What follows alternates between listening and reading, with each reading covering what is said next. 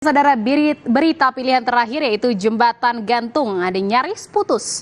Warga di Kabupaten Pindrang, Sulawesi Selatan harus bertaruh nyawa saat melintasi jembatan gantung yang menghubungkan Kabupaten Pindrang dan Tanah Toraja. Pasalnya, jembatan ini nyaris putus. Warga harus bertaruh nyawa saat melintasi jembatan gantung yang menghubungkan Kabupaten Pindrang dan Tanah Toraja, Sulawesi Selatan. Hanya berlantaikan bambu dengan lebar 30 cm yang diikat dengan tali, warga menggunakan jembatan ini untuk melewati sungai Mesakada. Kondisi jembatan yang lapuk dimakan usia membahayakan warga.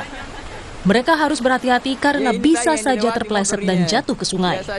Meski tak banyak warga yang melintas, namun kondisi ini membuat pemerintah Kabupaten Pindrang, Sulawesi Selatan akan segera memperbaiki jembatan berbahaya ini. Yang jembatan yang ada di Mesakada ini menghubungkan antara dua kabupaten.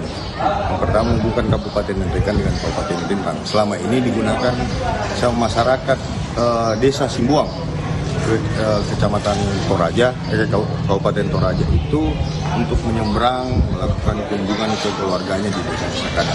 Kalau bicara persoalan mobilitas itu tidak terlalu tinggi, sehingga nanti ke depan kami berharap bahwa ada upaya kami nanti untuk melakukan usulan ke pemerintah provinsi untuk membangun jembatan gantung sehingga kondisi jembatan sekarang bisa kita lakukan peningkatan. Pembangunan jembatan gantung ini sudah diusulkan ke pemerintah Provinsi Sulawesi Selatan agar nantinya warga tak lagi khawatir saat melintasi jembatan. Sudin Syamsuddin, Kompas TV, Pindrang, Sulawesi Selatan.